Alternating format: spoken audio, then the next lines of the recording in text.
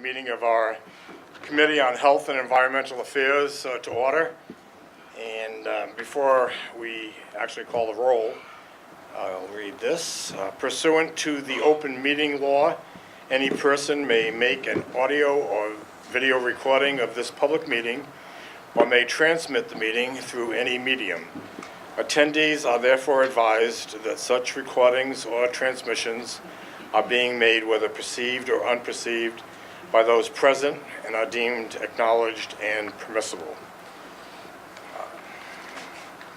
And Madam Clerk, call the roll, please. Councillor Long? Yeah. Councillor Viveiros? Here. Chairman Camara? Here. Generally, no protocol is we have citizen input, but I like to run meetings a little differently in that I encourage participation from those who are present, and I will give priority first to Fall River residents and then to any other residents of the area who may want to speak. And rather than having you just come, make a statement, and go back to your seat, we try to have more of a conversational meeting, and I think it works out, from my perspective, better for all concerned. So we are here to talk about, initially, our first item is the resolution that discusses with various parties the agreement to sell water to a Burrillville, Rhode Island energy company. It was tabled at our December meeting, and the resolution reads as such. Whereas it is a regular practice for all public utility contracts for the sale of municipal utilities to come before the Fall River City Council for its review and consideration, and whereas now it is realized that this City Council and the general public that the City of Fall River has contracted to sell water to a Burrillville, Rhode Island energy company without prior knowledge of the City Council, and whereas the Tupper Water Board passed this contract of sale on a 2-to-1 vote on August 17, 2017, and whereas this contractual agreement constitutes a potential for litigation by third parties, now therefore be it resolved that the City Council Committee on Health and Environmental Affairs convene a meeting and invite members of the Tupper Water Board, the Corporation Counsel, representatives of the Burrillville Board of Selectmen, representatives of Invenergy Corporation, and Ben Water and Heavy Transport, to discuss this contract and service to ensure that the City of Fall River will not be a co-defendant in any litigation, and to assure this council that through this contract, the City of Fall River will not be environmentally and or economically responsible in any way for providing water for what may be an environmentally damaging activity in the nearby state of Rhode Island. This was adopted on October 24th, 2017, and I'm not sure if it was approved by the mayor. No. It was not. So generally, our process is that we adopt, it was adopted unanimously by the council, and that was back then. Since then, we've had a new councilor join us. Actually, two new councilors have joined this committee. One has joined the council for the first term, and that's Councillor Derek Viveiros, who sits to my left. And also a veteran member of our council is Steven Long, who has served for a few years and has been in public service for many years as well. So I would like first to have the Water Department and Corporation Counsel join us, and any city representatives. Before we lift this from the table, would it be possible? Just thinking of a time frame.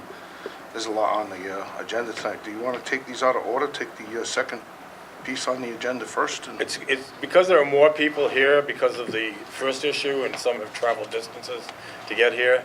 I think we'll just stick to the order that we're here, and I will run a very tight meeting, and we will be out of here no later than the time that was requested by the council members. We intend to have this meeting end no later than 7 o'clock and possibly earlier. So I guess it might be good at this point, and are there any representatives from either Ben or Water that have joined us? They're welcome to come down as well. And I thought that it might be worthwhile for all who are present, as well as the public that might be watching, that we get an overview of where we are and how things are progressing. And if all could, beginning with Mr. Fryar, just introduce yourselves. And before doing that, Mr. Fryar, I'm going to ask for a motion to lift this item from the table. So moved. So motion was made and seconded to lift the item from the table. All in favor? Opposed, none, unanimously adopted. So we are now officially on board. So Mr. Fryar, just introduce yourself and your title, and we'll go around the table. John Fryar, Director of the Water Department. Robert Pearson, President of the Watuppa Water Board. Mark Russo, Backwater, Clear River Energy. Gary Howayeck, Assistant Corporation Counsel, here on behalf of the Law Department. Paul Ferlin, Deputy Administrator for Community Utilities. And regrets were extended by both Councilor Macy and Terry Sullivan, both of whom are on vacation this week. So, Mr. Fryar, do you want to drive this bus for a bit and tell us where we are on this as far as you can? In summary, the city was approached by the Bend Water and Heavy Transport Company to find out if we were interested in selling them water. A contract was developed, and the terms of the contract included setting a price and also a standby fee, the first year of which they have paid, In the amount of? in the amount of $25,000. And that contract went into effect? Contract went into effect in August 17th. August 17th of 2017. Okay, and at some point, and I think Councilor Howayeck might be, I did ask the question about the length of the contract, and we can get to that point, so. Okay, if we want to go around, Mr. Pearson, you are in a unique position because you were a member of the board, and then now you're chairman. So tell us a little bit about your perspective on this. When this initially came to us at an open meeting, of course, I can't hear. Yeah, just bring the mic to you. Yeah, bring the mic close to you. Yeah, you'll hear when he speaks. you certainly will. When this initially came before the Water Board, I was opposed to this idea only because of the amount of traffic up and down Bedford Street by, as you stated, heavy hauling trucks. And I was worried about the children in the neighborhood on Upper Bedford Street, all the way up from City Hall, if you would. And the price of the water, I often wondered why has not been water going somewhere closer to home. And that is basically why I voted against it. And if I had to vote again, I would, in the negative. Okay, thank you. And by the way, I only invited the chairman of the board because of the open meeting law. If I had invited all of the board, they would have had to post the meeting as a meeting of the water board, and that's generally not what this is. This is a meeting of the city council subcommittee. I would ask the other city officials first to speak, Mr. Howayeck, and particularly if you could speak to as you read the contract, where do you see the beginning and the end of this contract? Well, this one on.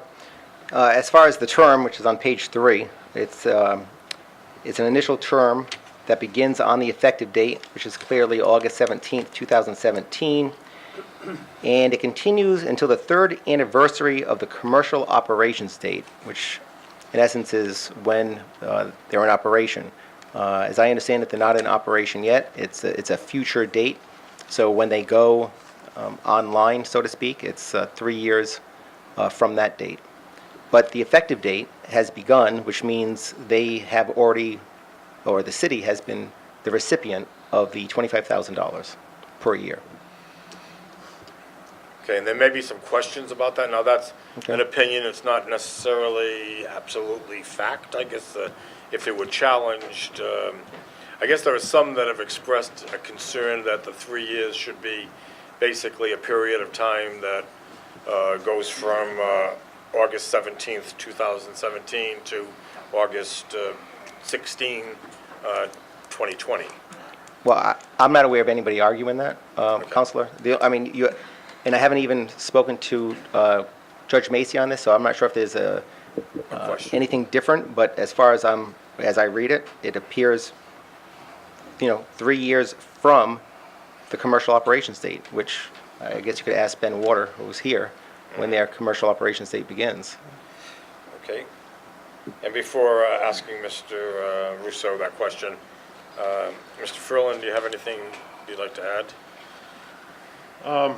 No, currently, this time, Mr. Fry has summed up our, the water department's, position, on the contract. Just keep speaking into the mic and people will hear you. Yes, Mr. Fry has summed up the, water department's, position right now on this contract, so as Mr. Fry stated, we did receive the first payment from them, and their payment was deposited, so. Okay, so that's where we're at. I think it would be appropriate to have Mr. Russo speak to us as to the, where you see the situation as it relates to permitting this plant. Sure. First of all, the members of the council, thank you for inviting me. Just by way of very quick background, I think the question was, or someone raised the question of how we arrive in Fall River. Ben already purchases from Fall River, not pursuant to a formal contract, but Fall River is a municipality that allows out-of-state transport companies like Ben to buy from the location on, I think it's Bedford Street. If I'm wrong, I apologize. So that's what brought us here. We negotiated the contract with Department of Community Utilities. You raised the question of the term. The term does run from the effective date. I would have rather have it run from commercial operations for 3 years, but Mr. Sullivan knows what he's doing, so he had it begin so that we're paying our reserve payments right away. So at risk, we pay reserve payments to the city. Our projected commercial operation date right now is June of 2021, so the city will get a number of reservation payments. So that way, the idea behind a reservation payment is obviously Department of Community Utilities can plan for that consumption if and when we get permitted. So your projection would be that this contract would terminate or be eligible for a consideration to renew it sometime like maybe June of 2024, if in fact your operation date commences in June of 2021. Right, correct? if we're not in default, we're able to renew, but at some point, the city can renegotiate the rates at their discretion. Okay. So that's, in summary, the city's perspective on this. So I would ask, maybe, I know that we don't have, as I did previously, I'd set up a tea, if you will, so that people could come to the tea. But I'm going to ask Mr. Russo to join us close to Mr. Fryar. And we do have a couple of extra chairs, so if the city residents, and there were a few that did sign up, and I would call upon those who did sign up, who are Sabrina Davis, Colin Dias, and Erica Scott. Mr. Camara, Yes, I was here 15, 20 minutes early. you're everyone's gonna come and participate. Everyone is gonna come and participate. I'm just saying the three that have signed up are Sabrina Davis, Colin Dias, and Erica Scott.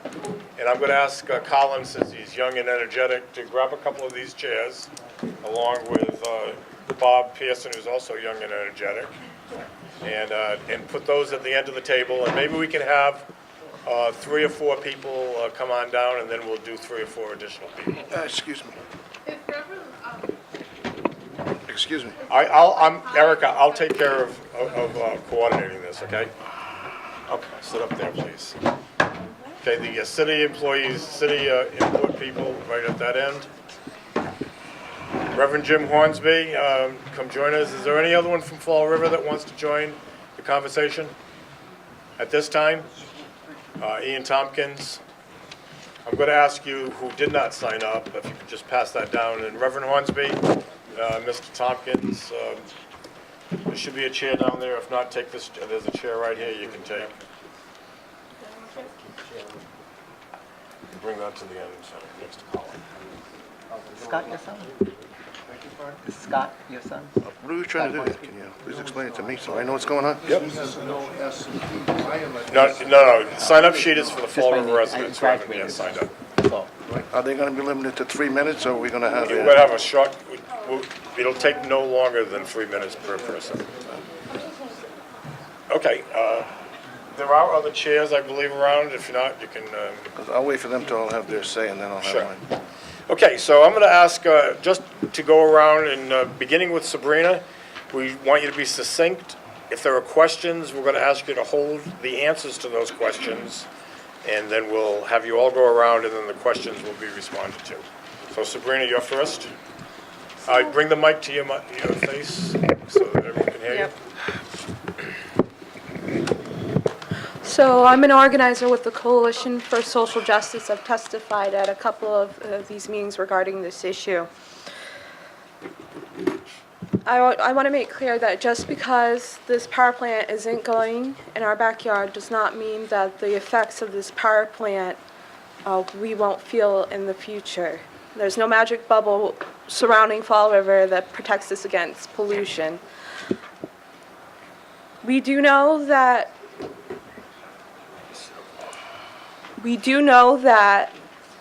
the pollution from Brayton Point has had far-reaching effects to the point where it did impact the people of Boston.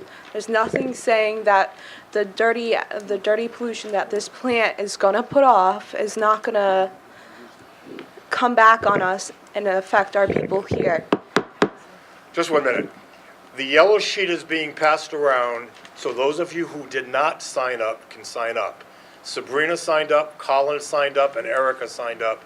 So the sheet should go to people who were not either Sabrina, Colin, or Erica. All right, I'm sorry to interrupt you, Sabrina. It's Fall River only at this point. Continue, Sabrina.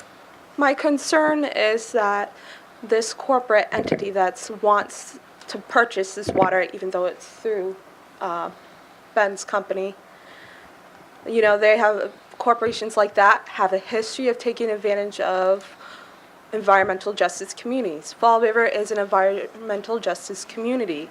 We feel the impacts of environmental pollution. At least I do every single day. I have asthma. There are days where it's so hard to breathe. We really should be focusing on creating local revenue through investment in clean energy.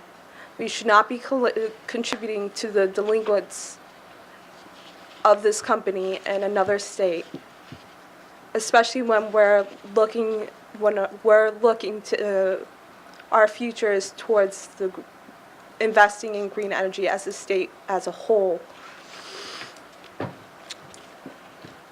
I'm really hoping that the city council will really keep that in mind, the health and well-being of the people of Fall River, when they make this decision about whether or not we should continue with this contract that we have. Because I don't think that we are paid a very big consideration. I know I didn't get to weigh in on this water. I don't think that we should be selling our water to out-of-state entities, mainly because it's a resource that we're currently taking for granted, but there are areas in this country that do not currently have clean water. Look at Flint, Michigan. We should not be taking clean water for granted. We should not be squandering it in these kinds of projects. Okay. Do you have any particular question you'd like to pose at this point, just that comment? Okay, No. if you could pass the mic on to Reverend Hornsby. We're just going to go around to make sure everybody has a chance to speak. Take my spot. And you maybe, if it doesn't reach them, you can change seats. Yeah, let me change seats. Yeah, thank you, guys. Okay, I've got to sit down, as it's, there are many people here. I simply am going to say pretty much the same quote that I spoke in my Sunday sermon yesterday in my Earth Day message. Speak into the mic, please. I'm going into the microphone. Can you hear me? Okay. My Earth Day sermon talked about the lessons, talked about the importance of mission. And then I said, and I say again, in our city, the question tomorrow, and I meant now, will be how much we should receive, if anything, for selling water to pollute our planet.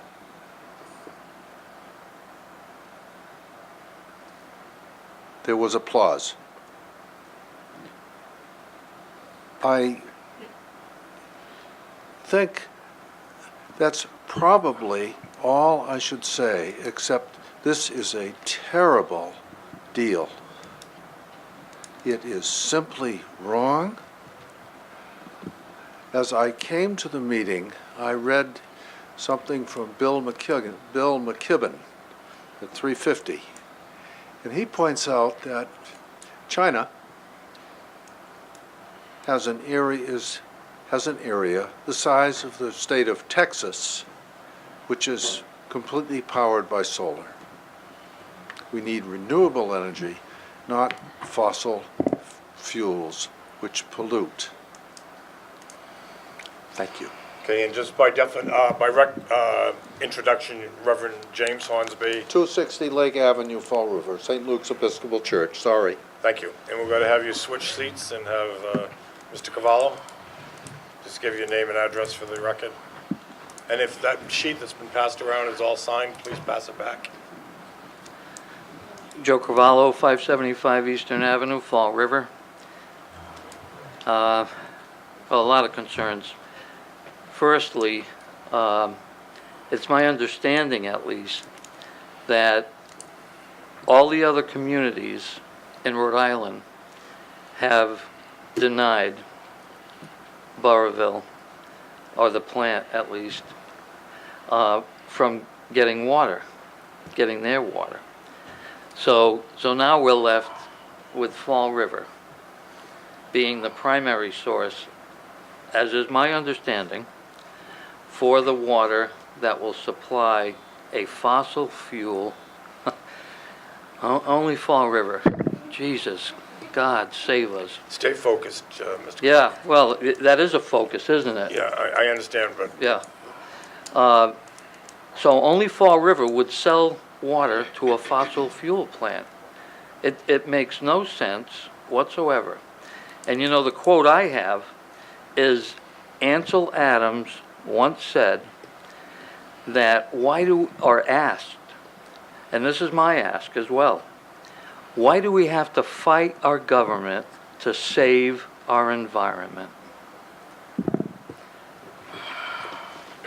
And I again ask the sheet that was passed around, if you could bring it to the It chair. disappeared somewhere. Who's the next speaker? Mr. Dias, take the seat. And give your name and address. Colin Dias, 560 Ray Street. Well, basically, I'm against this bad water deal because, first off, the city always stood up for the environment. I don't want to see the city's environmentally good name thrown away over selling water to a frack gas plant, which will, for obvious reasons, pollute everything around it and pollute the planet. I personally have a problem with foreign trucks from out of the city exposing themselves to our city's drinking water, which would risk contamination. I would really like to see the mayor and his administration put our city's morals before the quick money. I would like to see him come to the table with everyone involved in this deal and everyone concerned in this deal. And specifically, I would like to see this board condemn Invenergy, condemn the deal, support a non-renewal of the deal, and I don't know if this would be possible, but if the administration in this city really cares about the environment, I think the council should order the Corporation Counsel to go to court to litigate this bad deal to an end, if possible. Thank you, Ms. Dias. Next person to speak? Name and address? My name's Kevin Costa, 226 Davis Street. Just 2 points, and not at all in conflict with what's in contradiction to what's already been said, but in addition to, and it's more from an economics point of view, 2 concepts of sunk costs and selling an option, or not even selling an option, just offering an option for nothing. Sunk costs, once you build it, you're tethered to it for 40 years, probably.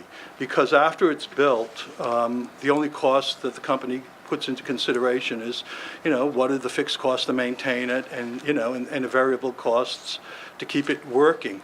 The cost to actually build it, that's costs that are sunk costs. They've already lost. So it could be that this is a boondoggle that nonetheless will be polluting for decades. And, even the company itself might regret later, but of course it might not, because it'll use the political pull to try to sustain the boondoggle, and both in higher rates for ratepayers and pollution as well. The other thing is about an option. My understanding of the contract, and correct me if I'm wrong, but I think I'm right. We've given them an option for nothing. For example, an option would be with a financial instrument or a real estate. Let's say your home. You guarantee me that I can buy you a home for $200,000 within a year. Why would you offer that to me? Now, that's an option I can exercise or not. For example, if your house goes on the market value goes under $200,000, I don't exercise the option. Of course, I'm not going to pay $200,000 when I can buy it for cheaper on the market. But if your house goes well above $200,000, I exercise the option. And you've offered this option before, which means that you have no right to sell it on the market for a higher value, because you're locked into a contract where you have to sell it at a set price. Why would you give that away? On Wall Street, you'd have to pay big bucks in order to gain an option, to have the right to buy something at a set price in the future. And that's what we've given them. They don't have to buy it, but we have to sell it. We've chained ourselves into an obligation without really having appropriate compensation. They can pull out. They're not locked into anything. And yet we've locked ourselves into a set price, not knowing what would be that price in the future in the market. So in a way, I think that's, very problematic in any contract, independent of the environmental impacts that this would have. So I would just, finish off by saying, sunk costs could make this a boondoggle, but a boondoggle that would nonetheless necessarily be paid by ratepayers and people suffering the pollution. And the idea of an option. We've given them an option without compense, and that's it's a bad deal almost by definition. But I do appreciate your time and your patience for listening with me, and I'll be fully available to speak with you. 226 Davis Street in Fall River. Thank you, Mr. Costa. And I'm totally available to anyone if they'd like to, discuss more about this later. And I'd like to hear. The councilors will have that opportunity. I appreciate that. I appreciate your patience. Who next is speaking? Ms. Scott, are you next? There we go. Or Ms. Blanchett?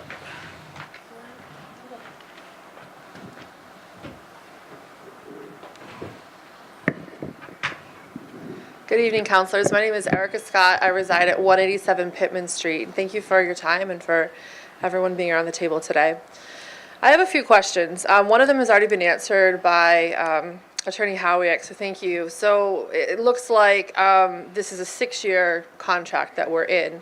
The latest filing that was made in February states, as Attorney Russo commented, that the expected date to go online, the commercial operation date, is June 1st, 2021. And that was a filing with the state of Rhode Island as part of the permitting process. So that was a good point of clarification, because I believe my understanding was that we all were operating under the assumption that this is a 3-year contract that would go from 2017 to 2020, when in fact it is going to the 3rd anniversary of the commercial operation date, which is anticipated, the 3rd anniversary will be 2024. So that's helpful information, I think, as we're understanding the full scope of what our city got us into with this this backroom deal. So a few other questions. Well,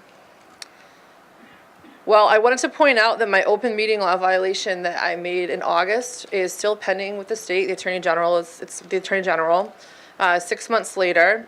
So I wonder what the impact would be on our contract if my open meeting law violation is found to be true, as the legal remedy that I requested from the state is not a fine from the city, it is for the contract to be canceled because it should have been null at face because it was approved in a violation of the open meeting law. Now, I went back and watched that meeting again today, the Watauga Water Board from August 17th, and three statements were presented, all of which are false. The first, that the water is going to a pool company. The second is there is a $30,000 reservation fee associated with the contract. That was stated over 5 or 6 times.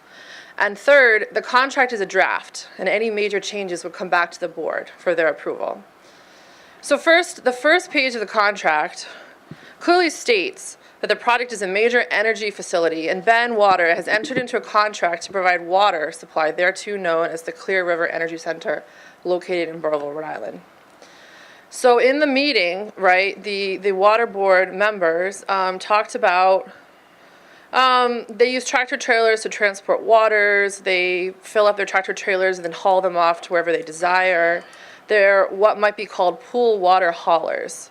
They're private entities that, I shouldn't say a one-off, but basically they come in as needed and buy water. And that was from Mr. Fryar. So that was what the water board was presented with. This is a pool company who previously has done business and is just needing more water from more pools, when that is not actually an accurate representation. The $30,000 reservation fee is kind of bizarre to me. My public records request that I made revealed half a dozen drafts of the contract. The reservation fee, of which we've received the first payment, went back and forth from a high of $30,000 to a low of $20,000. In the contract that was ultimately signed, the fee is $25,000, of which we are in receipt of the first payment. So the contract is dated August 17th, 2017, which is the exact date of the water board meeting, at which Clerk Fryar stated that the board is approving a draft. He stated, "I don't think there are any changes in mind, but there might be a few words that are changed by Attorney Sullivan, who is handling the matter for the city. But the essence of the agreement, the elements of the agreement, will not change. As long as the elements in the agreement are unchanged, then that would constitute your approval, would constitute your authorization for Terry, meaning Terry Sullivan, to sign it." A board member asked, "A change to the draft would kill the whole idea," and Mr. Fryar reiterates that, quote, "a change to the draft would come back to us." There was a vote. After the vote, Mr. Fryar concludes, "Motion carries. If there is any change to it, it will come back." I don't know about you, but to me, as someone living and working in Fall River, a 17% reduction of $5,000 from $30,000 to $25,000 is substantial. So it's very curious how the contract was approved as a draft for $30,000 on August 17th, and then the final contract, which was entered into effective date August 17th, the effective date has $25,000, and that somehow, after the meeting, was signed on the very same day, with that substantial change made. Which makes the second point about the $30,000 reservation fee and the contract being a draft with any major changes needing a new approval by the board to actually be false statements. All right. We know that from public records that 2 days prior to this meeting, Attorney Sullivan emailed Corporation Counsel Macy and CC'd Terry Sullivan stating, "The water is for a power plant that cannot get approval to be constructed or come online until a primary and a contingent water supply contract are in place." He says his client is under tremendous pressure to get a contract with a water source. All right, so even prior to the meeting, we know this is not water for a pool company. You have it right there in black and white. I don't know why this is funny, but I'm not sure there was any laughter, but okay. But I do want to, I know in the interest of, although I'm not staying strict to the 3-minute time. I'm almost done. I do want us to give everyone equal time. Right, absolutely. So my next question, my final question, has been, what is the status, given that the Narragansett Indian Tribe, which was the other secondary contingent water source, has backed out? Now, they rescinded their contract due to very widespread opposition because, similar to the situation in Fall River, it seems that Invenergy's game plan is to target low-income communities and communities of color with dysfunctional governments, make the contracts without either the tribal council or the city council being aware. So the Narragansett Indian tribe backed out. Invenergy has stated they will not be seeking another secondary water source. And keep in mind that the primary, Johnston, is currently in litigation. Rhode Island Attorney General Kilmartin recently publicly announced his opposition and filing of an amicus brief against that deal. He stated a great deal has changed since the Invenergy power plant was proposed. There is growing evidence that the power plant is neither needed nor a positive for our economy or our environment. In our role as the environmental advocate for the state of Rhode Island, I believe this power plant is not in the best interest of the state, the taxpayers, or our natural resources. Okay, I'm going to hold you there, Ms. Scott. There may be some questions about your comments. I'm going to ask for Ms. Blanchette's testimony. Can I just conclude with one sentence? I'm going to let Okay, hold you all there, right. but there will- Take my time, that's okay. no, she's not sharing your time. This is your time now, It's Amy. yours. Amy Blanchette is the last person to sign up. I will give last call to any other Fall River resident that wishes to sign up. Sign up here at the chair, and then sit at the area in question. All right, so my name is Amy Blanchette, and I reside at 724 2nd Street. I don't have much to add that anyone else hasn't already said. Maybe just a couple of questions, like why we were so eager to sign this deal so fast and behind closed doors. Seeing as now we're left as being the primary water source, which is what, we had talked about a couple of months back and what we were worried about, and now we're here at this table, and then this is becoming a reality. Are we staying locked in at these rates as becoming the primary water source? I mean, I'm not sure I understand a whole lot about this deal and what's going to happen in the next couple of months. I obviously don't agree with it. I don't agree with the Burrillville power plant at all, or fracking. It's not just going to affect Burrillville, Rhode Island. It's going to affect this whole region. It's a terrible deal, and the public should have been involved. I think maybe it's too late at this point. I don't know. I hope not, but I'm not happy with it. Okay, thank you. And the next to sign up is Ian Tompkins, and just switch seats, and then we'll have Alex on deck. Hi, Ian Tompkins at 450 Cambridge Street in Fall River, Massachusetts. I want to put some context into this. We know that Trump was elected in 2016, and that's roughly when this deal started to form. We now have Scott Pruitt at the head of the EPA, and we have Rex Tillerson, an oil CEO, as the Secretary of State. So there's much more legal value in the business of polluting the environment at this point in time, and I think that should be recognized for why this is happening now and not, 4 years ago. So that said, this company is a for-profit company seeking to place a private tax on the electrical users of Rhode Island, which is pretty much all taxpayers. They're seeking subsidized water rates, which is why they're getting water cheaply from Fall River, and there's going to be effectively no cost on their pollution to the environment. So basically, what I'm trying to point out here is that this company is trying to come in at a point in time where it's much more effective to pollute the environment as much as possible, as cheaply as possible, to profit off of the taxpayers. And I think that we need to re-examine this deal and see what our government should be doing to help protect our environment and Rhode Island's environment, which we've disregarded in reviewing this water deal. Thank you, Mr. Tompkins. Thank you. There'll be opportunity for anyone to respond to any of the presenters, and the last signer is Alex Silva. And just give your name and address. Yep. Hi, Alex Silva, 649 Alden Street. I'm not going to say the same things over and over again, but I appreciate city's efforts to find additional revenue, but water is becoming an increasingly rare and prized global resource throughout the whole planet. So I just think that we need to be very much more selective of where we're selling our water to. Thanks. Okay, that completes the presenters from Fall River. Do any of those who are at the table wish to respond to any of the questions that were raised or any of the comments that were raised by the Fall River presenters? Mr. Pearson, grab the mic, just bring it to you. Thank you, Councilor. I just have one exception. It was stated that the meetings were held behind closed doors. Nothing could be truer as to it. That's not correct. All our meetings are open to the public in an open door fashion. Thank you. Okay, any others that want to respond to any of the comments made by any of the residents? On that, Mr. Fryer, just grab the microphone. On that same theme, the meetings are published, the minutes of the agenda for the meetings are published in accordance with the open meeting law. There is something also that's not quite correct.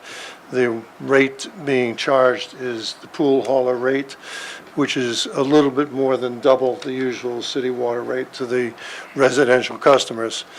If it's cheap, then regular rates are half as cheap, and I don't get that complaint from our customers. The rate is more than twice the normal residential and industrial rate in Fall River. Just one question, though, on clarification. Was the original rate in the draft of this agreement 30,000?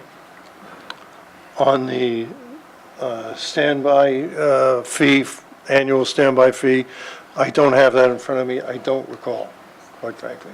I had it today, but when I got the original, the agreement that was signed, I left that in the office. I'd have to get it for you.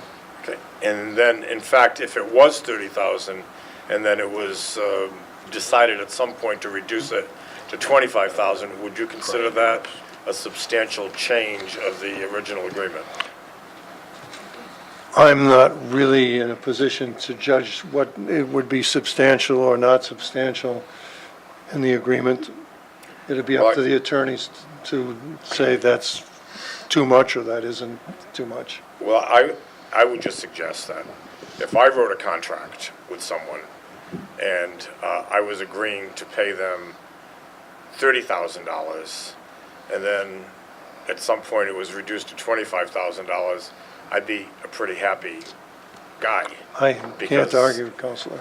So I would consider a $5,000 change, which I think quick math would be something like a 20% change or above 25,000. A 20% change is fairly significant change. Not to be argumentative, but whether it's 25, 20, or 30,000, if you're getting that money and not providing anything in return, then guarantee that the water will be available at the going rate negotiated in the contract, then the question might take on a little different tone. Okay. And then I guess a final piece on just this is that should then the Watuppa Water Board vote on the change from 30,000 to 25,000, and did they vote on that change? I'd seek guidance from council on that question. Well, let's ask for a matter of fact. Was there a meeting of the Watuppa Water Board that voted to reduce the 30,000 to 25,000? No, there wasn't. Okay. And yes, Mr. Russo? I just want to respond to a couple of the points that were made. First of all, Fall River is not a primary supplier. It's right in the contract, you're a contingent supplier. Secondly, on that point, Bend Water has a number of communities that are contingent suppliers in Rhode Island and in Connecticut, probably somewhere between 9 and 10. So I think that's an important point to make. With regard to the reservation fee, I can provide all the information that Corporation Counsel needs. That reservation fee never changed. What might be confusing to the people who spoke is the reservation fee is actually in two components. It's a flat $25,000, but if Ben purchases a certain amount of water over a threshold, then we have to pay another $20,000 each year. So it's actually a $45,000 reservation fee. And then finally, with regard to liability, because I know the resolution speaks to that, someone had mentioned that the project has some litigation going because there are folks that are trying to disrupt the primary supply, which is Johnston, Rhode Island. There's a power plant in Burrillville now called Ocean State Power. They truck water in through a company called Ironstone Water Associates, and they've been doing it for years. Ironstone buys from communities in Rhode Island. Ironstone buys from communities in Massachusetts. And there's never been any liability for someone supplying potable water. If the Rhode Island regulatory authorities feel that this is not an environmentally responsible project, they won't approve it, and we won't be buying any water. If they approve it and find it responsible, then we will, and I find it very hard to believe that Fall River will have any liability. Okay, and you had mentioned there are 9 or 10 contingent suppliers that have contracts comparable or similar to the contract with Fall River? We have open, what you do is you lease a hydrant and you lease a meter, and that's how they take it. We don't have reserve capacity agreements with other communities. Only Fall River has that benefit. So ours is a unique contingency supplier contract. It's unique because you get up to $45,000 a year to stand by and supply it if we need it. And do you have a primary supplier? Town of Johnston, Rhode Island? And that still stands? They haven't backed out of that? No. No, okay. Okay, this completes, unless there are any other city officials that want to comment on any of the city Fall River resident input? Yeah, there was just a couple of comments that I had, a couple of comments that were made by some of the people that spoke. One of the residents spoke that there may be contamination that comes in on these trucks that would connect to our water system. Through the SOP that was set up, there would be backflow protection. There would be no possibility of any contamination from the truck coming into our system. So our system is fully protected at all times. Mr. Fryar touched on the water rates that are being paid. Just for a little bit more into that, our standard water rate that any of our residents pays per gallon is .004 cents per gallon. For this, it is .012 cents per gallon. So that's Almost 3 times. Right, excuse me, that's $1, so it's a $0.004, so less than a cent that one of our residents pay, excuse me, just looking at my notes, and the haulers pay $0.012, which is 1 cent, 1.2 cents. Okay. At this point, I'm going to leave it to the discretion of the council is whether we hear from folks that are not from Fall River at this point. They will be given the opportunity to speak before we end, or do you want to entertain some questions now of the citizens that are before us? Councillor Long or Councillor Viveiros? Good. You want to talk? You want me to talk? No, I actually just had a Councillor Viveiros? quick question. I think it was answered, but I just want to be clear. Speak into the mic. Sorry. And I just wanted to be clear, if Johnson is no longer a supplier of the water, right? There are other towns that are also supplying water, so we wouldn't bump up to be a primary source. Is that the case? Yeah. Under the contract that was negotiated with the Department of Community Utilities, Fall River is strictly a contingent supplier. You would not be a primary. There's a paragraph in there that says exactly. We can't sneak you in as a primary. We'd have to come back and ask you if you want to be a primary. Any additional questions, Councillor Viveiros? Councillor Long? Well, I'm going on a couple different things. I got some questions, but your first question is do we need any more public input? I'm sorry. I'm not, I'm here to do the job that I'm here for. I was at a meeting of this council when the people from Burrillville opponents came down and put theirs together, so I'm well aware of where that's coming from. So as far as I'm concerned is, I don't know if this was the public input or just to get the flavor of what's going on here tonight. Is this our meeting? Is it going to continue this way? Are we going to be, how is this? I haven't been at a meeting like this, so I'm just asking you how this is going to proceed. Welcome to one of my meetings. Yeah, well, thanks a lot. I really appreciate it. Basically, I've always understood, and in my 20-plus years of service, subcommittees are where you have discussions. You don't limit the discussions on some fixed amount of time. That's why I've allowed some people to speak more than 3 minutes, and others have spoken less.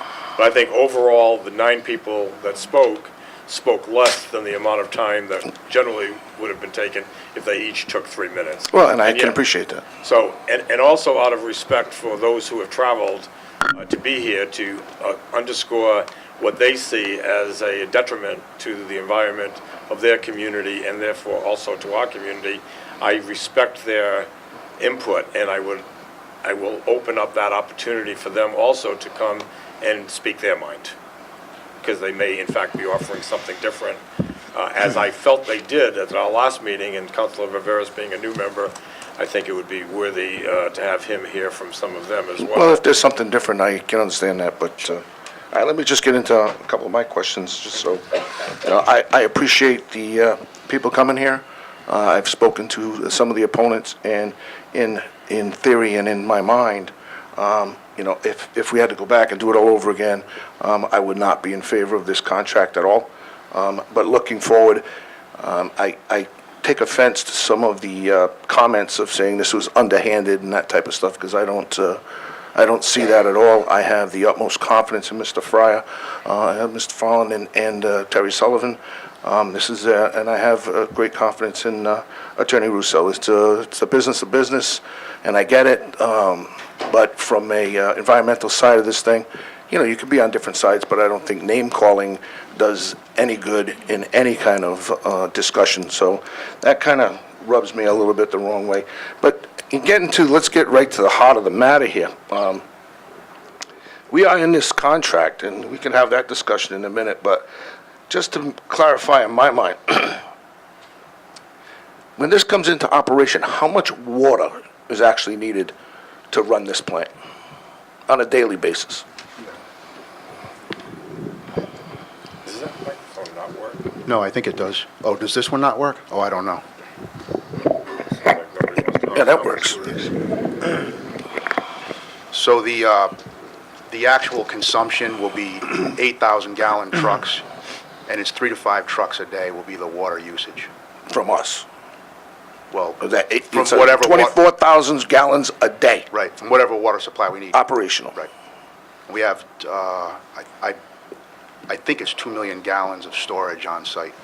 Right. So you're talking 24,000 gallons a day. What is our risk of water here? What's the water that we have at risk? Is there a limit? Well, we have approximately 4 million gallons a day of reserve capacity. We're not selling, in part because the textile industry has left, in part because perhaps of water conservation. But we are pumping around 10 million gallons a day, and we have the right to pump about 15 million gallons a day. Safe capacity, I should say. But I'm saying, in this deal, is there a limitation on the amount of water that we can sell? Yes, How much is it? 88,000 gallons a day. 88,000 Yes. to this individual Right. business?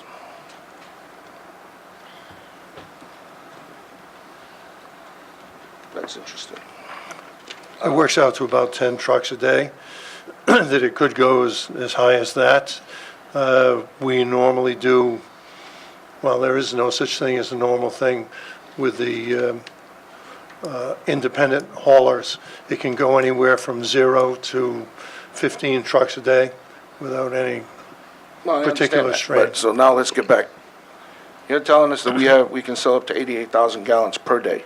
Under the contract, we have more, that's not the capacity that we have. I understand. You're telling me it's going to cost 24,000 gallons a day to operate the plant. Right. But you say we can't be the primary resource. You're not. Well, what is preventing that? Because if it's 24,000 gallons a day, and we have capacity of 88,000, how are we not the primary? If you just give me a moment, the paragraph 4 of the agreement, we agree that you're not the primary, you're contingent, so we have to get our supply from our primary. We can only get this up to this amount from you as a contingent supplier. You're not the primary. What's the amount? The average daily flow is 18,720 gallons per day. We can give advance notice to the city, and over a very short period, if certain events happen at the project, we can get up to 88,000 gallons per day for a short period of time if we have to refill our on-site storage. And how much would you be looking for from the primary source? How much water?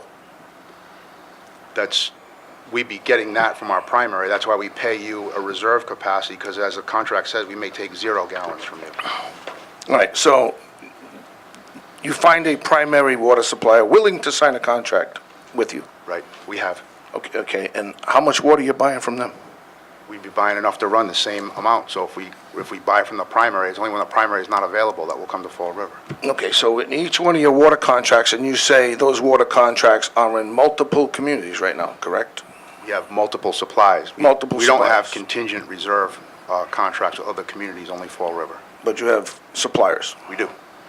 And what's the most amount of water that you have from these, well, other communities that are supplying you water? So Bend, absent the power plant, I mean, if it's permitted, but if you take that away, they do between 5 and 8 million gallons a year. Oh, so this water that we're purchasing here is not only going to be used for this power plant, but for other... Well, it can be used for Bend's other supply. What the contract says is we have to provide the water department with the destination of each load. So the idea is it's going to go to the plant, but if we need contingent supply for a pool job, a construction job for dust control, a road job, whatever it may be, we could still Purchase the water. purchase the water. So this is a standard, Essentially, yes. a it is. standard water contract. That's right. Well, it's a standard water situation. We have several other customers from Fall River, from in town, in the area, even from out of state, Rhode Island particularly, that come to our facility when it's most convenient for them to do so. And that is determined by the rate that we charge and how much it would cost them for transportation to go to some other place. They'll go to the cheapest source, typically any given day of the week. Now, within the contract, subsequent years, if our water rate goes up, what happens to the price? Water rate goes up, Within the contract? right. So it's based on whatever we're paying for the residential rate, they're going to pay It's all a proportionate. percentage, even if it increases. If it went up 5%, it goes up 5%.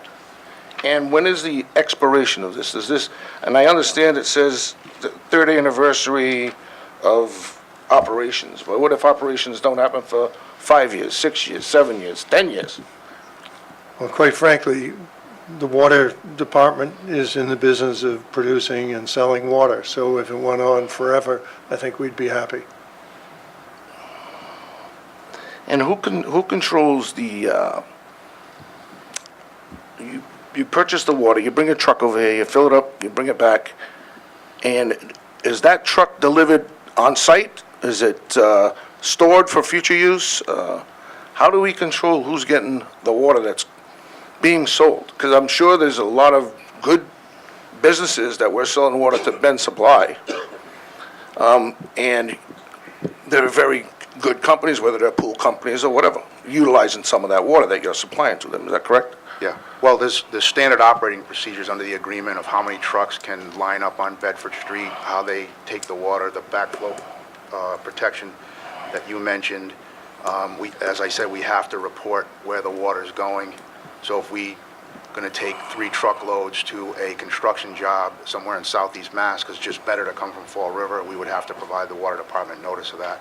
The bulk of it, I would think, if the project's approved, the bulk of it will go to the project. When we take water from Fall River for the project.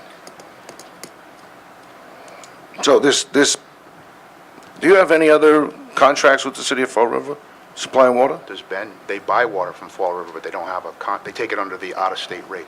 No, you just buy it, it's just on a One of regular the basis. advantages- Show up and say, hey, I need 10,000 gallons, you buy them, you can take them. One of the advantages of the Fall River is you actually have a rate for out-of-state transport companies, so.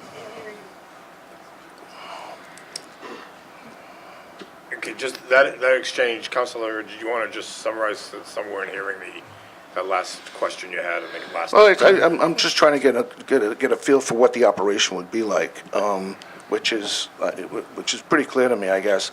I would be more concerned about the destination of water after it leaves here and how that water is used. I'm not sure if I'm really clear on how we can track that of where the Fall River water is actually going, because if we say it can't go here and it does go there, then that would be a violation.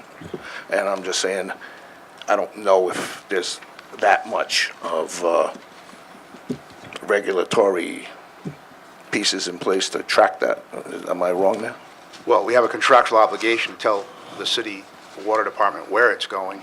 How will we prove that it didn't happen? How do we prove that our water went All somewhere the else? trucks have GPS stuff in it. I mean, if you really had a suspicion that we weren't playing by the rules, I guess you could ask for GPS tracking. You could do a number of things. I mean, I'm not a water department employee. I get it. They know their business. I'm not trying to catch you. No. I can't think of a situation in where the Fall River would say, don't bring water there or there. But if they wanted to do it and we ignored them, there are ways to track where we're bringing it. All right, so now we get into the actual resolution here that we have in front of us, and I guess I get into Corporation Counsel. From my estimation, we go back, this goes back to August. We have a standard contract in place right now. Is there any language within the contract that if the contract were to be canceled, what's the effect? Well, each party has the cancellation rights. Ben has the right to cancel upon 60-day notice, with a certain timing, and the city has the ability to cancel with cause. And what would be a cause? Well, the cause is defined in the contract, but typical cause is if they're not making their payment, or if they're not abiding by the protocols for pickup, which is delineated as part of the contract. I believe it's Exhibit A. And then we get into the, environmentally, if economically responsible for any way of providing water, environmentally damaging, certainly will not be a co-defendant in any litigation. I read that, and just being a layperson, I don't see us being brought into that. Although anybody can sue anybody, but to find us liable in that situation, I would find it a hell of a reach to say that, we did something that caused damage when we don't have any control over it. But can you just speak to that for? Sure. And you said it, Councilor Long. Anybody seemingly can sue anyone, but the case would have to have merit, and it would be hard to picture a scenario in which the city of Fall River would be liable to any degree by selling the most basic of commodities, water, in its unadulterated state. So the likelihood that the city can be a party to litigation for selling water, I would suggest is limited. There's also a clause in the contract that the city is named as an insured, an additional insured, and it mandates that Ben have, commercial liability insurance. So there's Standard contractual. standard contract, but we are named as an additional insured. So to answer your question on, can we prevent litigation? No, litigation can always happen, but the likelihood of us, one, being sued is slim, and two, being liable for anything, I think is very hard to imagine a scenario that we would be. And just my last piece here is, as far as you can see in reading this contract, when does our obligation under this contract cease? Well, let's say that we started receiving payments in August of 2017. The company goes online approximately, at least the projected date is June of 2021. It's 3 years thereafter is the initial term, so that's 2024. And I believe there are two options of 3 years each. Is that correct? Two options? The city has to consent to those. Consent, yeah, which shall not be unreasonably withheld. So potentially another 6 years thereafter. Interesting. For the record, that the amount of the insurance is $1 million. Thank you, Councilor. You yield? Yeah, I think, well, I got a couple other questions, but I'm trying to Okay. get my head straight. In the interest of time, because I know that there has been a request that we try to end this by 7, and we do have another item on the agenda. So I'm going to ask the folks from Fall River to return to their seats in the audience. And there were 3 folks who signed up. who requested time to speak, Lorraine Savad, 76 Emmett Street, Central Falls. Peter Nightingale, 52 Nichols Road, Kingston. And John Gonzalez, 65 Johnny Cake Drive, South Wakefield, Rhode Island. I would ask, are there any others, and again, asking to keep in terms, if you would just sign this sheet. And I'm going to ask you to be succinct in your presentations, give your name and address after you've signed the sheet, and present your testimony. And if the seats are all filled, just wait in the wings and we'll get you a seat as soon as there's one's available. First person? Lorraine Savard, 76 Emmett Street, Central Falls, Rhode Island. First, let me ask a question. Why kill the planet and our Earth with fossil-generated power? Natural gas is a deception. It's fracked gas-generated power. Nothing natural about it. That's my question. We have been and continue to be deceived by this industry. We will suffer at the hands of the Watupper Board's agreement with Ben Trucking / Invenergy / Clear River Energy Center. The agreement has shades of or sense of corruption, and I don't want to insult anyone, but it just seems that way to me. There is something wrong or weird about a single lawyer, Mark Russo, representing 3 of the players in this quest to obtain the water rights. Ben Trucking, Invenergy, Clear River Energy Center, excuse me, and the Teamsters unions. I believe he represents or is part of all 3. I do want to stay focused on the water, not on Yes. Mr. Russo Yes. or his I am- corporation's involvement Okay. with other clients. We have not heard which water source is primary, although it has been said that Johnston is the primary. But let me tell you about the Johnston fiasco. The town of Johnston City Council is, as we speak, and in the Rhode Island courts. If the town of Burrillville and the CLF are successful in their lawsuit, Fall River Watupper Water Board is the last person standing for the water agreement. They have no other, all right?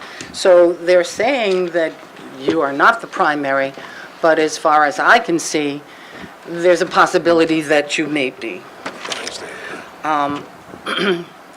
Now, this is all assuming that it was legal, that the Watupper Water Board meeting was legal and above board. That will remain to be seen. Yes, That's in yes, litigation, yes, and yes. Attorney General is.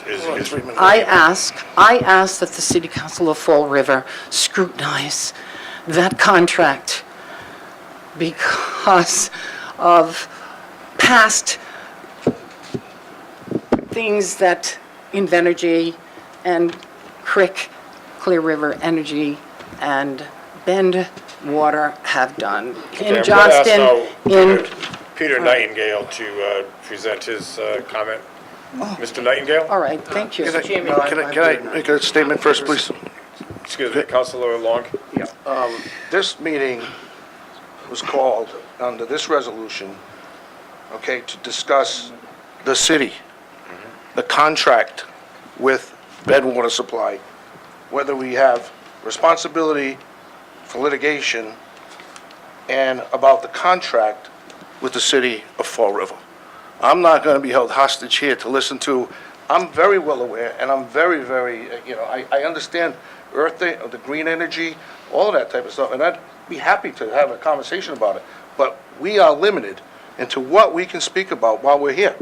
And we want to talk about, you know, The contract.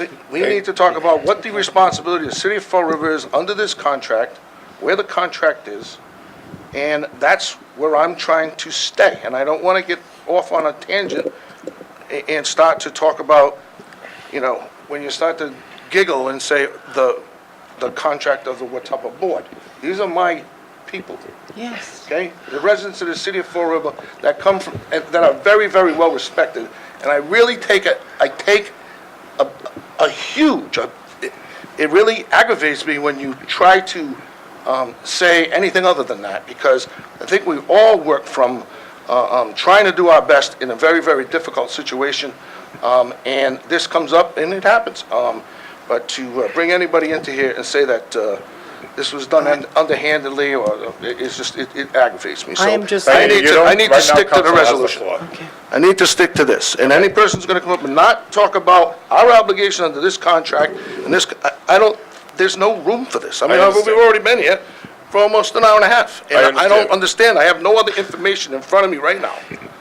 Thank you, I'm Councilor. sorry I'm just- if I've I'm just going insulted to- the board. Wait, you're out of order right now.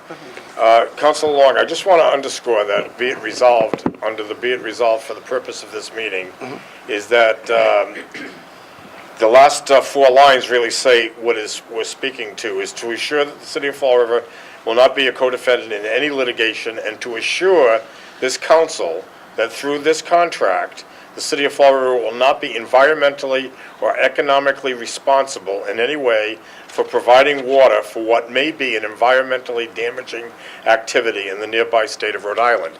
And that's what we need to stay focused on, is whether or not Fall River's involvement with Burn and through Burn to Invenergy is doing anything that might be environmentally damaging to the environment of both Rhode Island and southeastern That would fall back onto and the Fall city. River. So And I guess, I I've asked that question, and the question is, Wait a minute, we've got the whole harmless, we got $1 million insurance Yeah, I policy. didn't recognize you, Councilor. You said you would. No, I never yielded on this, we already started speaking, and I never yielded on Oh, I this. thought you yielded. Excuse me, go ahead. I've that asked was the a point attorney of what clarification. the obligations is of the city. Okay, now, as we look through this, we can look at this contract. From here, we can go back and maybe get some more information from Corporation Counsel, file a different resolution that says come in here where maybe there's something in the contract to end it, or that. I mean, that's what I thought we're here for. If we're gonna sit here and just beat up on the parties, that's not doing anybody any good. Never. So, you know, I just don't understand this, okay? And I'm not gonna sit here and be held hostage, either by you or by anybody else, unless we talk about this contract, how we can break it, whether we keep it, and I don't believe we have any legal liability. Like I said before, we can be sued, but is there any liability that can attach to us? I think the answer there is no. But am I in support of this contract? If I went back and I had the information I have in front of me today, as what they had in front of them back when they were, I'm gonna say the information today, they probably wouldn't have signed it, but here we are. So where do we go from here? Let's talk about that, but this other stuff, I get it. There's emotion involved here, there's all kinds of things involved here, but I'm just talking from a legal standpoint, what is it that we can do? Right. Okay? And nobody's coming up with me saying, I think I got an answer for you. Now, unless somebody has an answer for me, you know, I got better things to do. I'll go find some answers on this, but just to sit here and listen because people are upset, I get that. Okay, I get that, all right? But it's time to get over that, and it's time to say, okay, where do we go from here? That's what I want to hear, and so that's where I'm at. Okay, do you yield? I'll yield. Okay, For now. I would just like to underscore that this council, we three, have the opportunity to make a motion tonight, and through the citizen of Fall River input, they asked that we do a couple of things. One, they asked that we send to the full council a resolution that would condemn the deal and oppose the Invenergy plan. So Fine, so let's do that. So we could make a motion to move to be it resolved that this Fall River City Council condemns the deal made by Ben Water and Watuppa Water Board, and it opposes the citing of Invenergy's plans in Burrillville. So moved. Okay, so the first resolution that the council is suggesting, and motion was made and seconded, is that we condemn the deal and oppose the Invenergy plan to build a power plant in Burrillville, Rhode Island. That motion was made and seconded. Any discussion on that motion? No. Okay, all in favor? Aye. Aye. So that motion is adopted unanimously. The second suggestion that was made by our citizens from Fall River was that we send out a resolution that we support, the city council supports, at the time that the Watuppa Water Board might be faced with a renewal of this contract, that we support non-renewal of this contract. So moved. Motion made by Councillor Long, seconded by Councillor Viveiros, that we have a resolution forwarded to full council that at the time that this contract faces renewal, that the city council opposes any renewal of this contract. Any further discussion on this motion? Okay, all in favor? Aye. All opposed? So voted unanimously. So those two resolutions will go before the city council, and I understand from the city clerk that I did suggest to a few people that this might be considered at tomorrow night's city council meeting. It will not be considered at tomorrow night's city council meeting because items that are of a highly controversial nature, and this might be considered an issue that's controversial, that we would like some time for the citizens of Fall River to absorb the impact of these two resolutions, and so therefore it would be considered in all probability at the first May meeting of the city council. Do you know the date of that meeting? It's the second Tuesday of May? Okay, so. I think it's the 3rd. We're Not sure, but seeking, May and May. I do want to announce that date. So we believe it's May 15th that the city council, at its regular meeting, which begins usually at 6 p.m., will have a consideration of these two resolutions, recommendations from the committee. They will go to the council as a recommendation from the Health and Environmental Committee.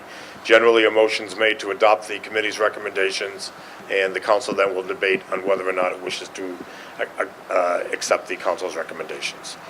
So that, I think, accomplishes what I think was the most important thing to be accomplished this evening. Now, with all due respect, and I want to underscore one thing about my particular passion and commitment to have done what my colleagues have just done, unanimously presenting what I believe should be presented. I am grateful to the people of Rhode Island who really stood by the city of Fall River when the city of Fall River was faced with putting Hess LNG in our city. We fought that tooth and nail. Joe Cavallo, who I think may have left, was the primary leader of that. I commend Mr. Cavallo for his work, but I also commend the state of Rhode Island and its legislature, and also its United States representatives, because I believe Senator Whitehouse, at least, was a strong supporter of the effort to stop LNG from being in our city. So, with that having been said, I am going to ask at least those who signed up, if any of them now, because we've accomplished what we've accomplished, if you would refrain from presenting tonight, you can come back on May 15th and sign in. But do any of you feel a need to speak at this point? And if you do, I will recognize you. But I want to first recognize Chairman Pearson. Mr. Pearson? Point of clarification, Council, to Councillor Howayeck. The 25,000. Speaking to the mic. 25,000 that we have received, are we keeping that? Does it have to go back? Just a point of clarification. Why would it go back? Well, that's my point. I want to know. No, it doesn't go back. Okay. The contract stands, so you can continue to collect on the contract. Any further questions, Mr. Pearson? No, thank you. Just a point of information.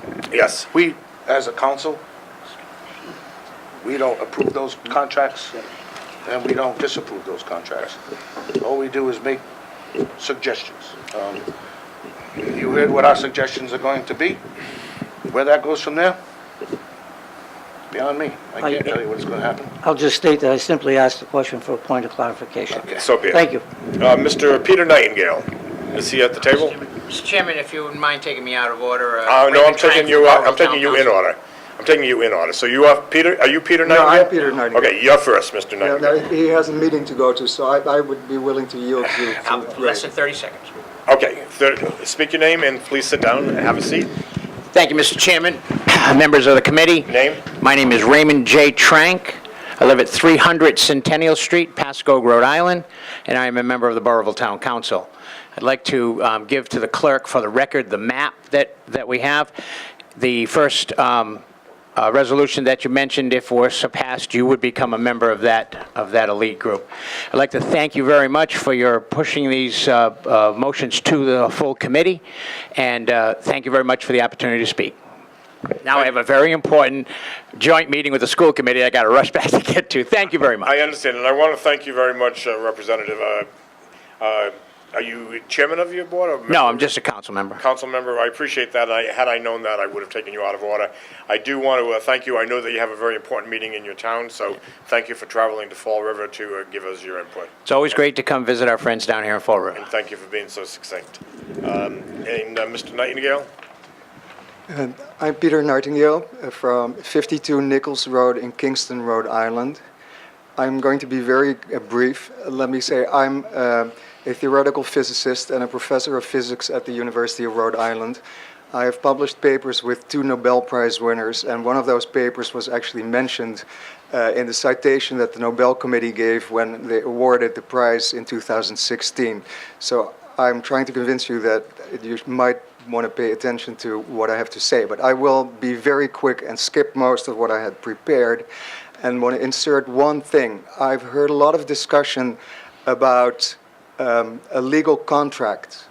What I have heard not too much about is what is the moral responsibility of anybody who contributes to making a project go through that will threaten the habitability of the earth for our kids and our class and our grandkids. What is the moral responsibility of such a person? And I would like you to think about that, and in view of time, I'll skip the rest of the physics. I already tried to whittle down 5 months of lectures to 3 minutes, but I'll cut it down even shorter. And thank you very much for the time to speak to you. But please think about moral responsibility and let the lawyers sort out how they accomplish what you want to accomplish. They can. Thank you very much. Mr. Nightingale, if you have some written testimony, we'd be happy to accept that. I will send it to you if that's okay, because I have a number of things that I think you might be able to use as arguments when the discussion starts going. Okay. So if you have any email addresses, I'd be happy to send it to you. To our secretary, who is C. Taylor. Many of your folks have her address. Thank you. Yes, I have something here, but I'll send you something that looks a little bit more respectable. For the sake of anyone else that might want to submit testimony, it's ctaylor@fallriverma.org. Thank you very much for your time. Okay, and thank you, Professor. John Gonzalez was the next signer. Is he waving? Waving? Okay. And next signed in was Kenneth Putnam? That's me. Yes, sir. Welcome back. Thank you. You remember me, right? I do, You of can't course. forget this face. We once couldn't you see forget it. you. I'm so tickled that you people had us back here. This is so important. Pick up the mic, Sue. This is so important. Can you hear me now? Kenneth Putnam, your name and address? Yes. Kenneth W. Putnam, Jr., Pasco, Rhode Island. We're here because it's your sister and brothers are concerned. We're not only talking about Rhode Island, we're talking about Douglas, Massachusetts. We're talking about Webster, Massachusetts. We're talking about 7,000 acres of preserved land that they want to build this plant on. Now, we're talking about water. There is no water plant. These fellas have not given us one place where they can get water from. Johnson is in Superior Court right now fighting it. And our lawyers are right there with them. So they have no water plan, none. Now, I have to tell you this here. 1980, '88, they let that plant go in on Sherman Farm Road. But you know what they did to that plant, that power plant? They made them put in an oil pipeline and a water pipeline. The water pipeline goes into the Blackstone River. Now, what do you think happens in the Blackstone River close to winter? It goes down so low, they can't get water. So what did they do? They bought out Farrelly Sand and Gravel Cement Company, and they built a lake there. Now, they get away with it. You guys ain't going to get away with it like these guys are. They get away with it because of the fact that the water table comes up in the wintertime. So therefore, they don't have to bring these trucks over the road. These trucks over the road, if you ever saw it up there, every 5 minutes, 2 big trucks go in, 2 big trucks come out, and that road is as wet as can be. If they ever did that in the wintertime, it would be murder from here to Burrillville. Now, I'll give you one other good example of that, right? This power plant says they're only going to burn so much. Well, I have a paper here. In the beginning, they were going to have 740 gallons of water that they needed. But now they've smokened over that, and they haven't given us a darn blueprint of how they're going to change that from what they're just saying about how much water they need, right? But guess what? In the wintertime, they can't use gas. They have to use oil because gas is #1 for housing. Okay, I just want to caution us that we're not going to get, this group here is not going to get into the specifics of citing the plant in Burrillville. No, right. We're exclusively focusing on the sale of water. We've already taken whatever positions we're taking. We're going to lose a councillor very shortly if we don't proceed. Yeah. And there are 4 other people that either going to waive. I just Okay. wanted to say that to let Finish you know up, about please. how much more water they're really going to need because of that factor, you know? So I never speak at any of these meetings. You folks have got the power to help us people out that don't do this, right? And we're doing what we can, so I thank know, you. and I'm tickled. I'm going to let you go because that We're first gonna meeting. let you go too, then. Yeah, that first meeting, I loved it. I loved it, believe me. All right, thank you. Thank And then I see Devin O'Brien and Melody O'Brien, do you want to waive this opportunity? You're waiving? Okay, Taylor, is it Vanessa? Vanessa. Welcome back, I recognize you, Taylor. Appreciate it. I'll be brief. 4 real quick points. My first point is nothing about this contract is standard, regardless of like how you want to ice it over. Drinking water, pool water, the fact that we're confusing the two in day 1 of our negotiations for this contract is ridiculous. The scale of this project, the fact that it's going to be one of the largest, if not the largest construction in the history of the state of Rhode Island. Also, the fact that we're trucking, the irony is drinking water. We're trucking all this drinking water, however many miles. I don't know, but I'm not confident that Fall River provides water for places geographically located in places such as Burrillville. It doesn't sound very standard to me. Second point is, you know, we talk about what I'll call the applicant being neighborly and all that. Fall River was option G as far as water goes. Pasco said no, Harrisville said no, Nasonville said no, Woonsocket said no, Johnson's in Superior Court, and the Narragansett Indian Tribe said no. You guys are option G. There is an air of desperation about this. It is no coincidence that they're willing to pay more than 2 times the normal rate for the water. Like I said, it stinks of desperation. The third quick point is about how all this came to be, how this council, in fact, found out about this water contract, how the public at large found out about this water contract. This whole thing, correct me if I'm wrong, went through the mayor. It happened to do the same. It's the same MO. Our process is that it went through the Water Board. So let's not try to mince how it went through. Right. I guess It was done. would I be wrong in saying that the city council was left out of the loop City council initially? is not in the loop. Okay. Regardless, that's how it went down in Woonsocket. That's also how it went down in Johnson and Narragansett Indian Tribe. Final point. Pollution knows no boundaries, right? We all know that. We're all neighbors, you know. I have to go trek all the way up to Rhode Island now, but we're all neighbors here. Pollution knows no physical boundaries. Taking the words out of what you guys said earlier, if you guys bear any environmental responsibility for this, never mind's responsibility. You guys are in fact aiding and enabling this thing to happen.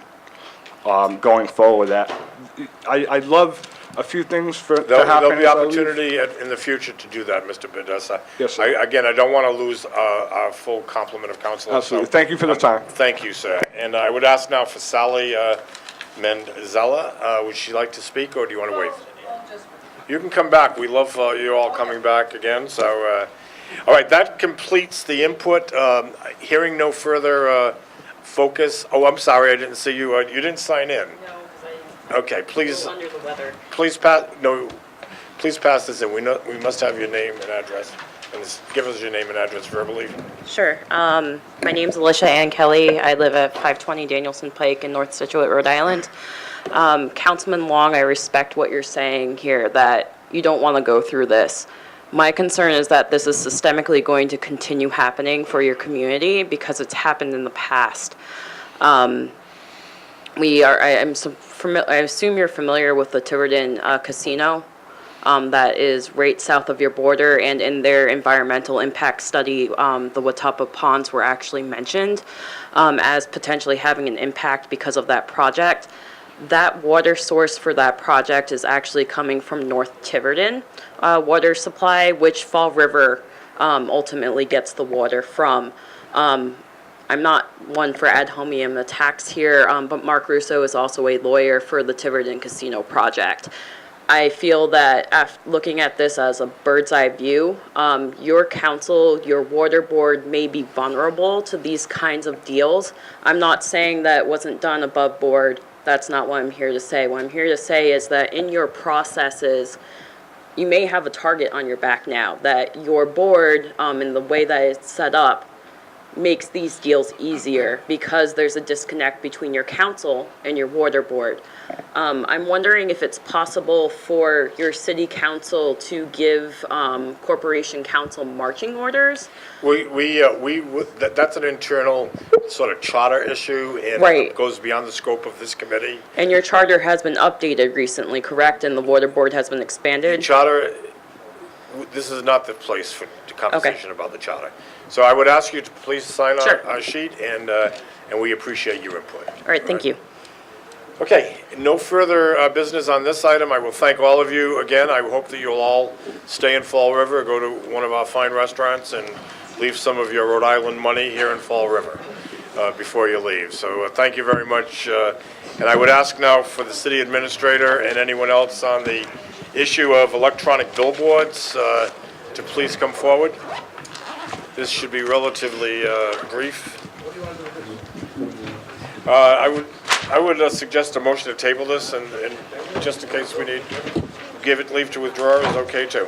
Second. Okay, motion made and seconded to give the item on this issue leave to withdraw. All in favor? Aye. Aye, so unanimous.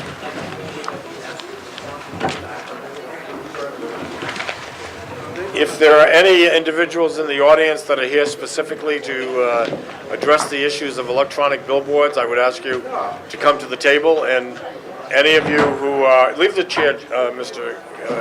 Fryar. I know that you were taught to return things back to where they came from. Excuse me. Excuse me.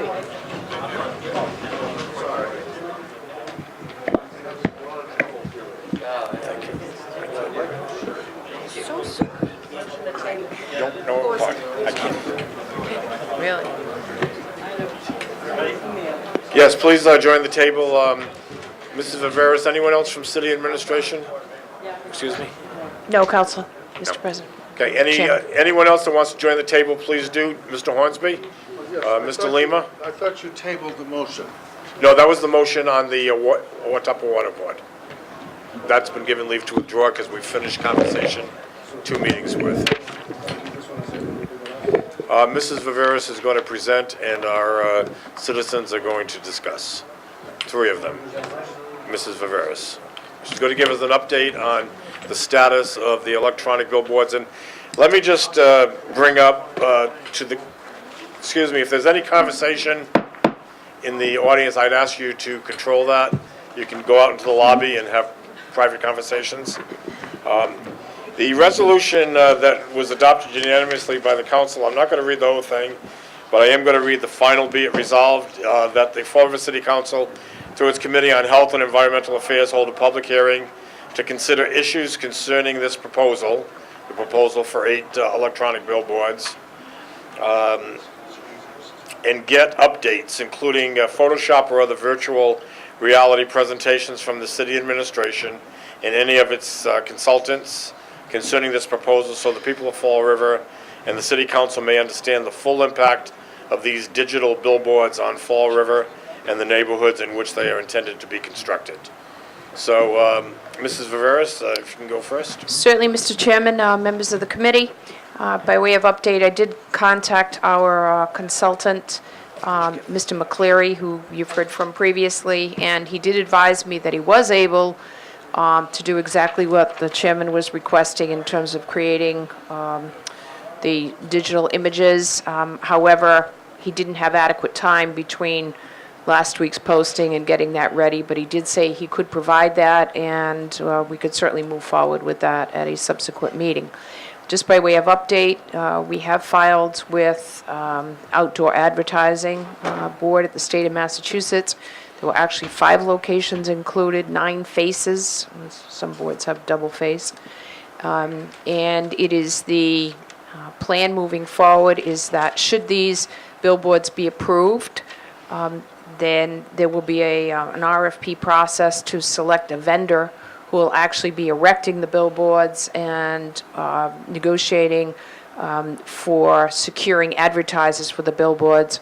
However, because the billboards will be located on city-owned property, no contract or agreement with any vendor can be completed until the matter is heard by the city council. I'm assuming it would start with the real estate committee because it is a lease, and that then would have to be approved by the full city council. So at that time, we would have better information regarding the financial impacts of the board, because again, we would have gone through the RFP process and issued a vendor who would be responsible for completing the advertising for those boards. So I would just remind the council that the process is such that before anything can be done regarding the construction of the billboards, there has to be a vote of the city council to allow the land lease to move forward. Okay, just a couple of clarification questions. How many actual sites then are we talking about? Are we talking about 5 sites, some of which are 2-sided billboards? That's correct, Council. As of right now, that's what's been filed with the Okay, state. so that's different than what was originally filed with the ZBA, correct? Yes, there were others that we were moving forward with that have taken a second position, if you will, to these others. So there are only 5 sites that are 5 being locations, specified. correct. And can you briefly tell us those 5 sites? I don't have that information with me, Councilor. well, that's very I important. need. Well, So- again, I was really hopeful that Mr. McCleary would be Sure. allowed to. And I don't mind that, and I'm very excited about the fact that you are going to be able to Yes. present He some said he could do Photoshopped that. opportunities, because I thought that was really be a simple, not a high-priced operation to do Photoshop, and that will give everyone here, because we're not talking about billboards as we generally understand billboards. These billboards are 8 stories high, correct? 80 feet? Approximately, Council, depending on So- the location. They're so not they- all the same. That's- So 80 feet high is taller than Government Center. Okay, and 50 feet wide. So 50 feet wide is probably about as wide as Government Center. 2 of them are being considered for the east and west sides of Government Center, unless that's changed. Well, again, Councilor, I can't That may have confirm which changed. of the 5 that are currently at the But I state. just want us to understand the scope of these billboards, that if just the 2 of them were put on either, and maybe some people would applaud that we wouldn't have to look at Government Center when driving under 195. But basically, these billboards would be larger than Government Center, and I heard there was going to be one that was going to face South Main Street. So conceivably, you could cover up Government Center unless you were coming from the Highlands, so that nobody would ever see it again, because billboards would be blocking the view from 3 of its sides. So I just want us to understand the scope of these billboards. These are not standard billboards. They are taller than the Government Center and about as wide as Government Center. So let's keep that as a focus. And And I'm pleased, and I would ask my colleagues then, because of the anticipated presentation from the consultant, that when it comes time to wrap this up, and we're going to wrap it up quickly, that we just table this matter so we can hear fully about this. But I do, out of respect for those who are present, I think most of us know everybody that's present, that we ask you to introduce yourselves first by name and address, and give it so that my colleague, Ms. Taylor, can get your name and address, and I think we know all of you. So we'll begin with you, Mr. Sylvia. Yeah, John Sylvia, 51 Ada Street. I'm going to let everyone introduce themselves first, and then you're first. Alex Silva, 649 Alden Street. Kevin Costa, 226 Davis Street. Ian Tompkins, 450 Cambridge Street. Alexander Carrick, Cloverleaf Mills. Would you get a chair and bring it there? Al Lima, 488 Hood Street. James Gordon Street, 260 Lake Avenue. Okay, we'll begin with you, Mr. Sylvia. Okay, I kind of learned something today. I didn't realize these billboards were going to be 8 stories high. We have the Quikasham Rail Trail, which I believe some are going to be in that area.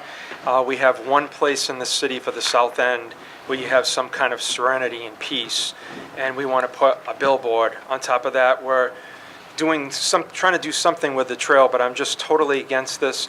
We have enough billboards on 195. With 8 stories high, it's going to look like a Vegas, but not a fun Vegas. So I'm totally against this. I just want to bring up one thing, though. It's amazing, as somebody that's lived in the South End for like 30 years now, that one billboard is proposed for the North End, all the rest for the South End. I mean, come on, give us a break here. I'm not for any of them, but it seems like we throw everything on the South End all the time. Take it or leave it. I'm done. I would just clarify, Mr. Chairman, the billboard locations are essentially following the interstate, Route 24, they're high visibility locations, so there was no consideration for North End, South End, or the Flint. It was done solely based on traffic counts, and clearly 195, which runs through the very center of our city, as well as 24, which comes in from the north to the south, right through to Tiverton, correct? Those were the decisions that drove the locations for these billboards. And I would say, with respect to what Ms. Viveiros just said, it's changed. There are only 5 sites now, and we don't know what those 5 sites are, so let's hold judgment. I heard the one North End site on 24 was taken off. The rest of them are on the South End. We'll find out soon. Yes, sir. Once again, I'd just like to say Name and address. Alex Silva, 649 Alden Street. Once again, I'd just like to say I appreciate city efforts to try and locate additional revenue. However, I had questions regarding the locations. I believe it was the March Historical Commission meeting. They said that a lot of the billboards were located on historical properties. So I'd like to know more about that, but since we don't know the locations, that can't happen. Other than that, yeah, I think 8 is a bit too many, especially on the 195 corridor. We already lost our beautiful waterfall for looking at, and now it seems like you're trying to take our sunsets next, which are pretty good. So I'm just opposed to 8 or 5 or whatever. Just Kevin Costa, 226 Davis Street. The 2 things, one of which I'm certain it's a driving hazard in the sense that even the billboards there now, they attract my attention. I mean, that's what these pros do. Those billboards are to attract attention and to take notice and read them and, examine them. And already going on 195, I find my eyes looking up at this board, trying to figure out what's there. Then and you multiply this by all this traffic, intentionally being distracted from the road. I mean, that's a traffic hazard. I find myself inevitably distracted by them. They're very effective in getting eyeballs, very effective, and that's their purpose. But they get eyeballs away from the traffic, and that is clearly a danger. And the other thing is, when I travel outside of the city, often people might not be in the city, but they do drive by the city, and some of them find aesthetically pleasing these granite mills. And, there's a certain character to the city. They go to the Cape, they're going by, New Yorkers and stuff. Oh, Fall River. And I'm worried that, these are billboards that are going to be like, it's like being on a strip mall, and you get disoriented because it's the same, companies that you see on TV, and the same strip malls are just, where these particular companies and their advertisers located in a particular strip mall. And to a certain extent, it would be turning our main drag into a strip mall of such. And it wouldn't be aesthetically pleasing. The boards are aesthetically pleasing, but they would devastate the capturing of the uniqueness of what Fall River is to the passing eye. Okay, thank you. And as I say, this is going to be a brief opportunity because this has to come back, assuming that we table it to a time when we can see our Photoshop and find out what the 5 sites are now. Mr. Tompkins? Ian Tompkins, 450 Cambridge Street. I just wanted to ask the question as to whether or not there had been any traffic studies performed to assess whether, like, the potential for increases in accidents and car accidents and such. Pretty much, we just want to know if there's been any data about what's going to be the consequences of putting in the billboards. I mean, we're clearly going to address the aesthetics, but I want to know what the impact is on people's lives that this is going to have. Additionally, I forgot. I'm good. Mr. Carrick? Alex Carrick? We can bring a microphone to you, Mr. Carrick. Can you hear me? Hi. Alex Carrick, Cloverleaf Mills. I just want to point out a couple things here. I appreciate you taking the time to listen to me. One of the billboards... Alex, could you give us an address, please? I'll give you Give us your home address. 2 Fieldstone Drive, Westport, Mass. So. Okay. And you're the owner of... Cloverleaf Mills, represent Cloverleaf Mills and some other businesses in Fall River. Do we have the rules for that? What's that? Do we have to waive the No. rules? Legal abutter. Received a certified mail butter notice, so the property that I'm speaking about is one of the locations of the billboards. All I want to say is that my family's invested millions of dollars into that property. It's a historic mill building on the National Register of Historic Places, and that billboard is going to be extremely close to that property. I think I measured it out. It's, within 50 feet or so, maybe a little bit longer, but it's very close, and it's up 80 feet, where some of the floor space is potentially the highest rent that you could get in Fall River, which is not very much, considering the amount of money invested into the property. That billboard is being proposed, I think our attorney sent a letter, it's being proposed within 500 feet of an existing permitted billboard that goes back to 1964, and then it's also, if slide it any more to the north, or towards Providence, you would head to the new rail trail, so it can't be within 300 feet of that, which that would be in prohibit of the state regulations, OOA regulations. The other thing is that Cloverleaf Mills, we spent a significant amount of money on title research. We found out through one of the best certified title researchers in the entire area that the City of Fall River does not own that land. I think we sent in a letter to Fall River stating that. So those are a couple of the issues. I have many more. Again, I applaud the City of Fall River for trying to create more revenue, but as a developer, as a real estate broker, as a finance guy, I can tell you that within a certain amount of radius of this, I won't be developing anything near it. I'll tell you, my family won't be developing anything in the future near it. It just detracts from the property value. I'm not opposed to putting them into a place where they can fit, but certainly not near Cloverleaf Mills. Thank you. Mr. Lima? Yeah. Name and address. Our concern is basically... Name and address, I know it's Al Lima. Al Lima, 488 Hood Street. Our concern is the fact that it does violate certain regulations from the outdoor advertising agency. That basically it's 4 of them are closer than 300 feet from a parkway. And also that some do restrict and basically impinge on historic resources within 195 and 24. But also, we have to deal with the fact that we talked about history and not history, but the traffic volumes from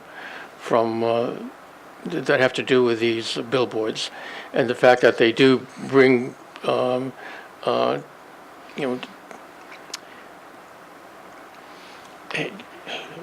what am I trying to say? You know, retention away from traffic. So there are a number of issues that we need to discuss, but we can discuss them more later on, I think, as we move along. It looks like you brought a bunch of stuff, so we get to look at it Yeah, later? Later. At another time. Just slide the microphone over to Reverend Hornsby. James Hornsby, 260 Lake Ave, Fall River. Very briefly put, I am reminded of a 1993 movie called Indecent Proposal. A billionaire offers $1 million to a young married couple for one night with the wife. How can Fall River demean itself with the erection of these monstrosities simply to gain money? How much are these billboards worth?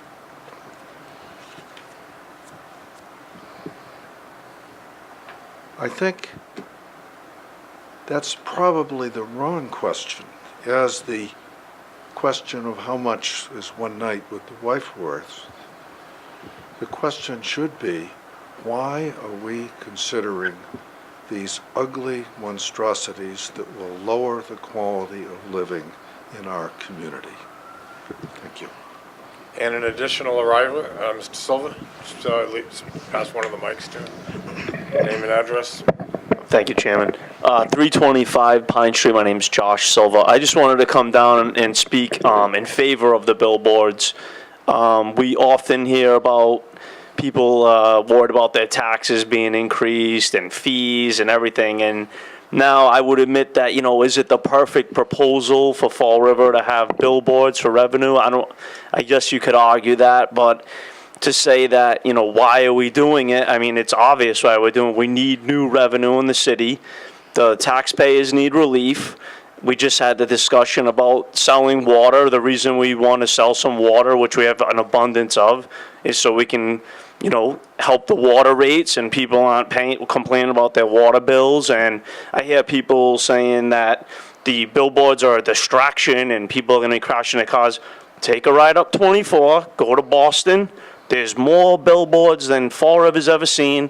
There's God knows how much more traffic.